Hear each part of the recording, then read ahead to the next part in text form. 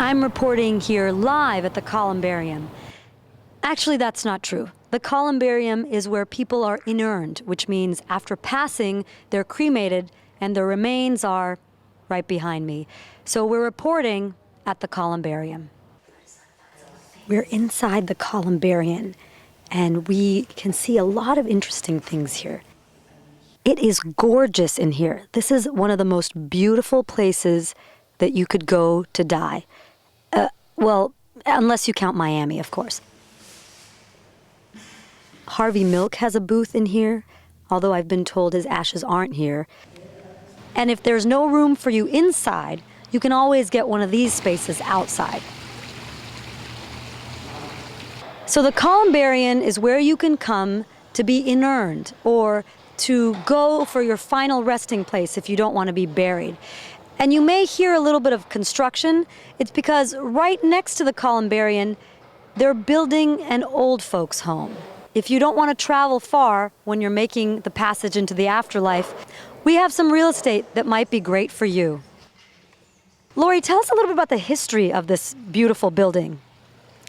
Well, it was built in the late 1800s so that there are people who are here at the Columbarium who've been here for over 100 years, and they didn't have to have their remains moved. I think the biggest thing is that it is the only place remaining in San Francisco where people who die can have their remains kept in the city.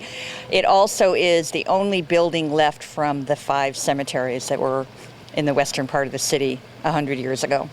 I'm here with Aaron here at Rossi Playground. And so what's the history of this playground? Can you tell us a little bit about what happens here? A lot of this used to be a graveyard along with a lot of the other parks in the Richmond district. So there were dead people here, like on this playground?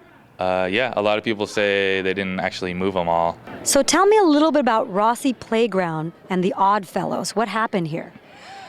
Well, Rossi Playground was where the crematorium was, which is where the bodies were burned or prepared for the Columbarium. We're here with Caroline, Ned, and Andrew, who represent WACA, which is the, what is it? World Adult Kickball Association. Do you guys know that there used to be dead people buried here where you're playing? Wow, way to kill the mood. Rock. 1, 2, 3.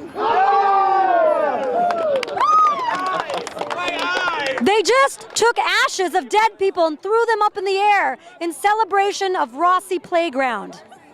We're here in front of Lincoln Park, which used to be all cemetery. In 1908, the city said, hey, let's make this a place that people can enjoy instead of just for dead people. So now it's a golf course and the Palace of the Legion of Honor.